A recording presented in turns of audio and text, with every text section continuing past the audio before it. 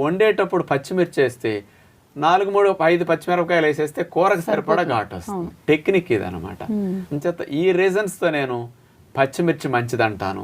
అంచేత రోజు వంటలు ఆరోగ్యకరంగా మీరు ఆలోచించి వండుకోదలిస్తే పచ్చిమిర్చి వేసుకోండి. ఈ కారం ఘాటు కొంచెం ఉండటం వల్ల నోట్లో లాలాజలం బాగా ఉత్పత్తి అవుతుంది. అందుకని డైజెస్టివ్ జ్యూసెస్ని స్టిమ్యులేట్ చేయటానికి పచ్చిమిర్చి మంచిదన్నమాట. ఇది న్యాచురల్ స్టిమ్యులెంట్. ఇక్కడ జీర్ణాది రసము, నోట్లో లాలాజలం, పొట్టలో గ్యాస్ట్రిక్ జ్యూసెస్ కూడా బాగా స్టిమ్యులేట్ అయినాయి అనుకోండి, వచ్చినాయి అనుకోండి, డైజెషన్ బాగా జరగటానికి, క్రిములు చంపబట్టడానికి చాలా మంచిదన్నమాట. రుచి కూడా బాగా తెలుస్తుంది. పైగా పచ్చిమిర్చి కూడా బాగా వేసుకుంటే సరిపడా. ఉప్పు నూనెలు తగ్గించి తిన్నా, ఉప్పు నూనె లేకుండా తిన్నా ఈ లోటుపాటుల్ని నాలిక కనిపెట్టలేదు. బెత్తడి నాలికను మోసం చేయాలంటే కొంచెం కారం తగిలిస్తేనే మంచిదన్నమాట. అది పచ్చిమిర్చి చేత వాడుకో.